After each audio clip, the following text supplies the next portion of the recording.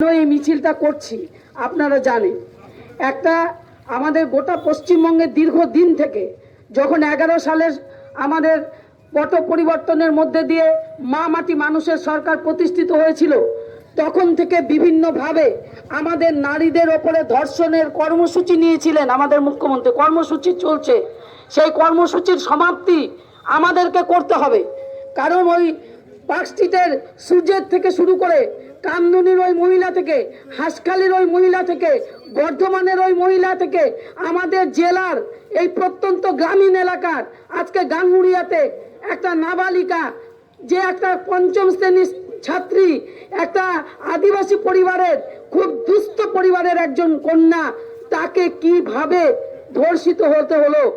আমরা কেন বলেছি যে এই মা মাটি মানুষের সরকার যখন সংবিধানকে মানে স্পষ্ট করে নেয়, তখন সে যে আমি মেয়েদের নিরাপত্তা দেব না এবং মেয়েদের রেড বেঁধে দেব এবং একটা নৈরাজ্যপূর্ণ আমি সরকার আমি তৈরি করব, যার ফলেতে আজকে আমাদের সমস্ত এই যে ছোট ছোট মেয়ে, বউ, বোন সবাইকে আমাদের বলি দিতে হচ্ছে।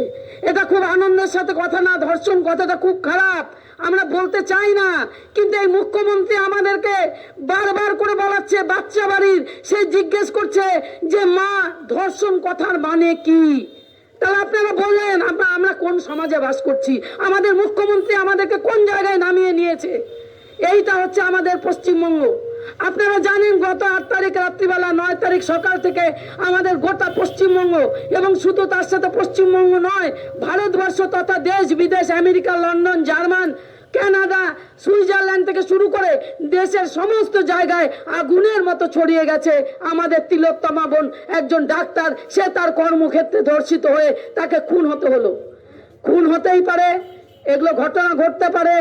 সেই ঘটনাগুলোকে একজন মুখ্যমন্ত্রী, প্রশাসক, তিনি স্বাস্থ্যমন্ত্রীও বটে, তিনি বলছেন তাকে যে এইটা সাধারণ ঘটনা, আমি তো ধরে ফেলেছি একজনকে, একে ফাঁসি দিতে হবে। উনি ফাঁসি দেওয়ার কে?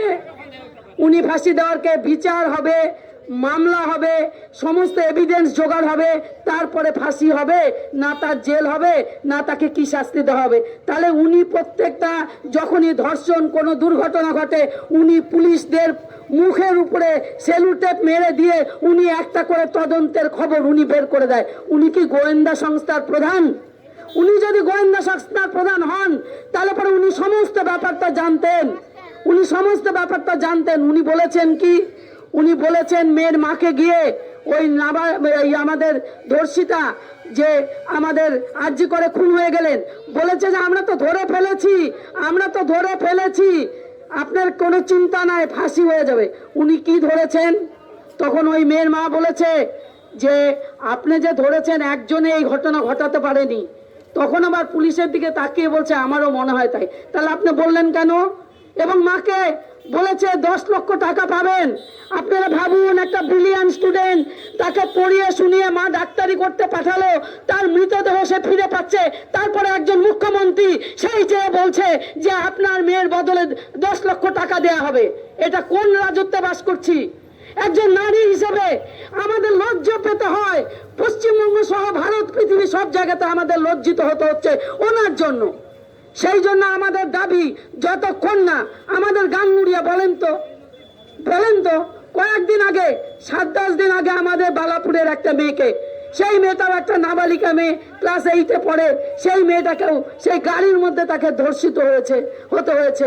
পুলিশকে আমরা বলছি, পুলিশ বললে কি হবে? পুলিশ তো এভিডেন্স, তার তো মা বসে আছেন, উনি তো এভিডেন্স রাখতে দেবেন না। উনি তো টোটাল এভিডেন্সটা নিজে ধ্বংস করে দিয়েছেন। এখন উনি সিবিআই এর দিকে বলছেন সিবিআই কে করতে হবে। উনি কেন ধ্বংস করে দিল?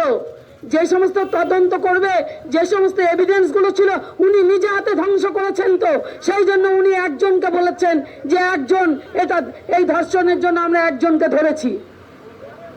এইটা কেন বলছেন? আজকে আমরা ভারতবর্ষের স্বাধীনতা লাভের 76 বছর অতিক্রান্ত। 14ই আগস্ট গোটা রাত আমরা মেয়েরা, আমরা গোটা ভারতবর্ষ তথা পৃথিবীর বিভিন্ন জায়গা দখলে রেখেছিলাম। যে একই রাস্তায় মেয়েরা যেমন চলবে আমাদের ছেলেরাও চলবে। তার 7 দিন 10 দিনের মাথায় 4টা জায়গায় আমাদের দুর্গাপুরের ওখানে একটা আদিবাসী মহিলা, সেই মেয়েটি কলেজে যায়, তাকে নগ্নভাবে ধর্ষণ করে তাকে জমির মধ্যে খুন করে ফেলা হলো। আমাদের তপনে একজন মহিলাকে, আদিবাসী সুলেখা বিবি, তাকে খুন করে তাকে ট্রাক্টর দিয়ে পেস্ট করে দেওয়া হলো। আবার সেই বালাপুরে আর একটা বাচ্চা মেয়েকে করা হলো, পরের দিনই গাঙ্গুড়িয়াতে এটা করা হলো। এই মেয়েটা সবচাইতে আমাদের কষ্ট হচ্ছে, সবচাইতে আমাদের যন্ত্রণা হচ্ছে, এই মেয়েটা সঠিকভাবে সুস্থ হয়ে ফিরে আসবে তো? আসবে তো?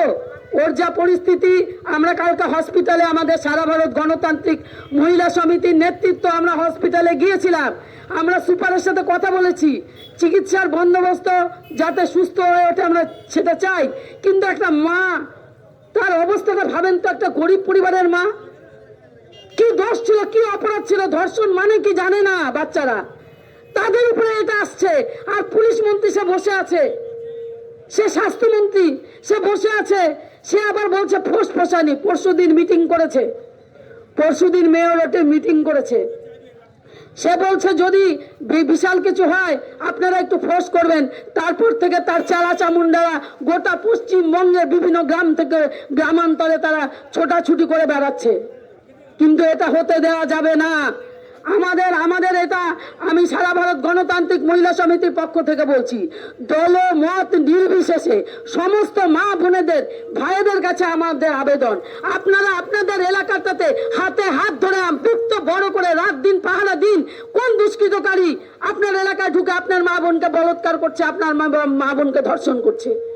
এই জায়গাটা সবাইকে দলমত নির্বিশেষে সবাইকে দায়িত্ব নিতে হবে যার যার এলাকায়। কারণ কোনো সরকার নেই, সরকার নেই চুরি করার জন্য সরকার।